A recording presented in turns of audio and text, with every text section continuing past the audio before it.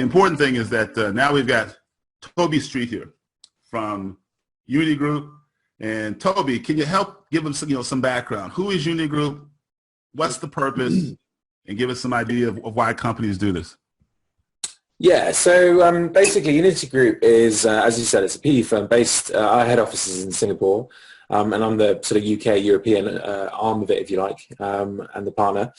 And basically we were set up, myself and my partners, we're entrepreneurs. We're not sort of ex-city guys. And I don't know if in the States you have the same sort of analogy and kind of description of a city boy, but, you know, somebody who works in a bank, wears a suit every day and snorts a lot of cocaine, probably.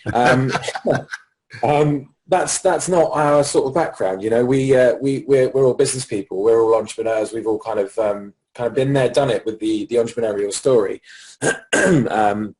And Jeremy specifically was an M&A guy, so he's bought and sold some 50-odd companies himself, and probably advised on 200-300 more transactions over and above that. So loads and loads of understanding of different sectors. I've owned marketing agencies in the past, and as you guys will know, you work with all kinds of different industries, and so you become kind of industry agnostic, and you just learn to figure out what works in business. And obviously, if you increase the front end of a business and bring them in more business, then you have to help them develop out everything else in their business too. So you learn an awful lot very, very quickly. And basically, Jeremy being a sort of high net worth individual in his own right before we even started working with the agglomeration model, he was exposed to a lot of the private wealth banking kind of facilities. And if anybody banks privately, this is very, very different. There's a very big difference between private banking and private wealth banking. And for example, you can invest in bonds or stocks, for example, with private wealth banking and borrow from that same bank against that portfolio up to 75% loan to value at 0.9%.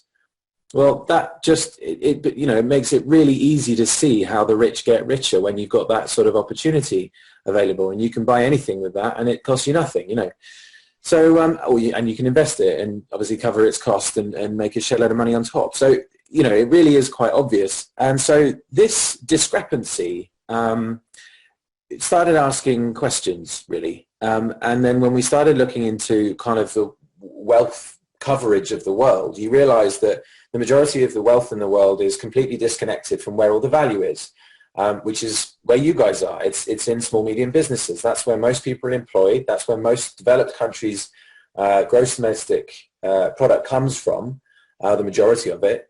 And it's where the most consumer products come from, etc. So why, when that's where all the value in the world is all the money completely devoid of it, detached from it? And then we had a look at the reasons why, and the major reasons were scale and scalability. So small, medium businesses tend to have caps on them, and that's either to do with the mindset of the owner or indeed just simply due to the economics of things. It costs it, you need to be big in some instances to get big, to win bigger contracts, etc. And sometimes you need a lot of money to get big, and that's not available.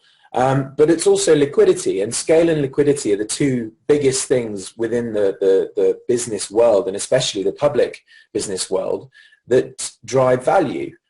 So we thought, well, if we can create scale and liquidity in small, medium businesses, then we can create a lot more value.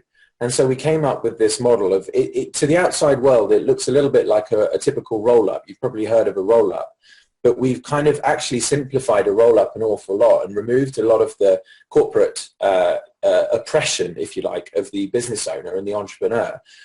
Basically, it's a model surrounded that has evolved, if you like, from our simple mindset of, well, how do we support entrepreneurs rather than suppress them? How do we create a platform that brings their business up, as opposed to crushes them and removes the duplicate costs within it and just annoys the senior management and all the rest of it. And this is what we came up with, and now we are very close to listing a number of other vehicles in this space. We've done it in the marketing space, and really excited to talk to you guys about what this could look like in the building services space, and more specifically with HVAC.